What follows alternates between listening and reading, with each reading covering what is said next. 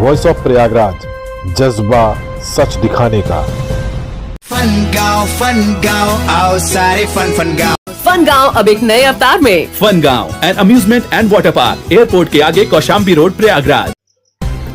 24 फरवरी को उमेश पाल की हत्या का आरोपी मोहम्मद गुलाम, जिसके ऊपर पुलिस ने 5 लाख रुपए का इनाम घोषित कर रखा है, अभी तक पुलिस की गिरफ्त से दूर है। लेकिन प्रयागराज विकास प्राधिकरण ने आज उसके घर को जमींदोज कर दिया।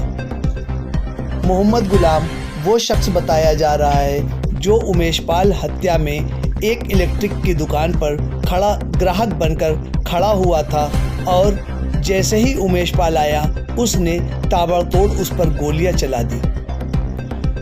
उमेश पाल की हत्या के बाद प्रदेश में राजनीतिक भूचाल भी आ गया था, लेकिन योगी आदित्यनाथ ने सदन में कहा था कि अपराधियों को मिट्टी में मिला दिया जाएगा। योगी आदित्यनाथ के बयान को उत्तर प्रदेश के अधिकारियों ने संज्ञान में लिया और अधिकारियों ने माफियाओं को चिन्हित कर उनको मिट्टी में मिलाने का कार्य शुरू कर दिया है। इससे पहले कई कार्रवाई जमींदोज की हो चुकी है।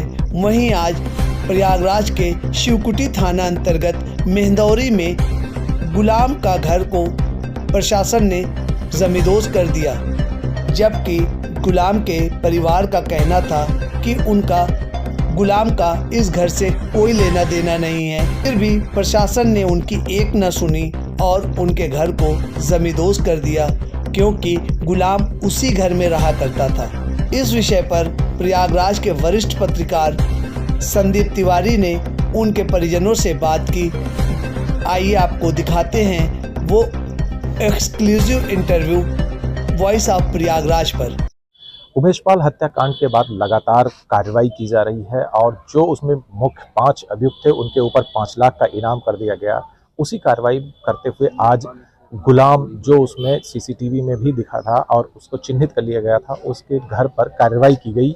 लेकिन बताया जा रहा है कि ये घर जो है ये गुलाम का नहीं था, बल्कि गुलाम के पिता के नाम था, उसमें उनका परिवार रह रहा था। लेकिन वही है कि अपराधी से नाम जुड़ा तो कार्रवाई हुई। हमारे साथ है राहिल हसन, जो गुलाम के भाई हैं। इनसे जानने की कोशिश करेंगे कि इनका क्या कहना है। राहिल जी, क्या कहना है आपको जिस तरीके से कार्रवाई हुई? उस देखिए, कार्रवाई जो है अपराधी पे कठोरतम से कठोरतम होनी चाहिए, हम लोग भी मानते हैं। लेकिन ये है, हमारा पुश्तैनी मकान था, गुलाम ने अपराध किया था तो गुलाम के साथ कड़ी से कड़ी कार्रवाई होनी चाहिए। हमारे माँ बाप का पुश्तैनी मकान जो हमारे पिताजी के नाम था उसको ढहा दिया गया, जो मुझे लगता है कि नहीं होना चाहिए था। गुलाम सीसीटीवी में दिख रहा है और गुलाम के ऊपर 5 लाख का इनाम हो गया है। अब अगर गुलाम का मान लीजिए एनकाउंटर होता भविष्य में तो क्या करिएगा? देखिए, परिवार ने पहले डिसाइड किया है, जैसे हमारी बूढ़ी माँ देख रहे हैं आप, जो है 70 साल के ऊपर इनकी एज है। अगर जरा सा भी वो भाई का फर्ज निभाए होते या माँ बेटे का फर्ज निभाए तो आज बीच चौराहे पे हम लोग को ऐसे खड़ा करके जाते थे। गुलाम ने अपना हिस्सा बेच दिया था, घर में जो हिस्सा था, उसके बाद आप लोगों के साथ वो एक कमरे में रह रहा था, उसका क्या है? गुलाम का कुछ साल पहले एक केस हुआ था, उसमें उन्होंने अपने घर का एक हिस्सा बेच दिया था और एक हिस्सा बेचने के बाद उन्होंने माँ से रिक्वेस्ट की थी कि हमको एक कमरे में रहने दीजिए, फिर बाद में हम शिफ्ट हो जाएंगे। लेकिन वो रहने के दौरान ही इस तरह की वारदात कर दिए, जो कि परिवार को बिल्कुल भी नहीं पता है। गुलाम की माता जी भी हैं, इनसे भी हम पूछेंगे। माता जी, जो इस एक बच्चे की वजह से आपको तकलीफ उठानी पड़ रही है, क्या कहेंगी? हम यही कहते हैं कि हमारा घर क्यों तोड़ा हमने? हमारे बाप दादा के घर था, हमारी पुश्तैनी थी, कहे तोड़े न हमारे घर। गुलाम के चाहे, गुलाम का तोड़े, गुलाम के भोए, सब कुछ करें। गुलाम गलती की है, गुलाम को सजा दें, जितनी सजा हो सके उतनी सजा दें। लेकिन हमारे सजा हमको क्यों दी? हमारे घर वापस करें।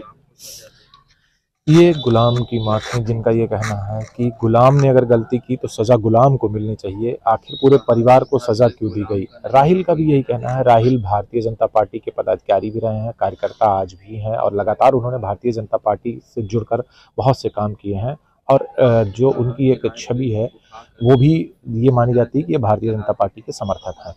आप भारतीय जनता पार्टी के समर्थक हैं और भारतीय जनता पार्टी में आप पदाधिकारी भी रहेंगे, तो इस गुलाम के कृत्य के बाद से क्या दुष्प्रभाव पड़ा आपके इस पुलिस पे? मैं जिला अध्यक्ष रहा हूँ अल्पसंख्यक मोर्चा प्रयागराज महानगर के। इससे पहले भी कई पदों पर रहा हूँ मैं यहाँ पे। पार्टी के लिए मैं निरंतर कार्य करता रहा, बढ़ चढ़ के हर कार्यों में हिस्सा लिया।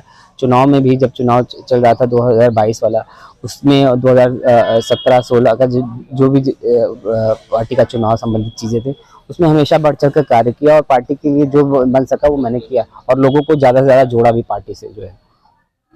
तो अब जो गुलाम ने इस तरीके के कृत्य किया, इससे कितना आपको परेशानी उठानी पड़ी? बिल्कुल बहुत परेशानी उठानी पड़ी। जो मैंने वर्षों की मेहनत करके चीज़ें बनाई थी, अपने परिवार की प्रतिष्ठा बढ़ाई थी, अपने माँ बाप का सोचा था कि भविष्य और अच्छा रहेगा, उनकी बहुत सेवा करूँगा, जो आज छीन लिया गया सब कुछ।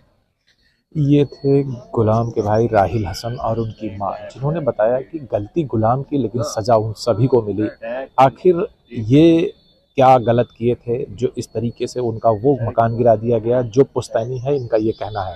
गुलाम ने अपना हिस्सा बेच दिया था, फिर भी इनके घर में वो एक कमरा लेके रहता था। चूँकि उसने माँ से रिक्वेस्ट की थी तो माँ ने एक कमरा उसको रहने के लिए दे दिया था, लेकिन आपराधिक प्रवृत्ति का गुलाम इन लोगों के लिए भी नासूर बन गया। खैर, नमस्कार।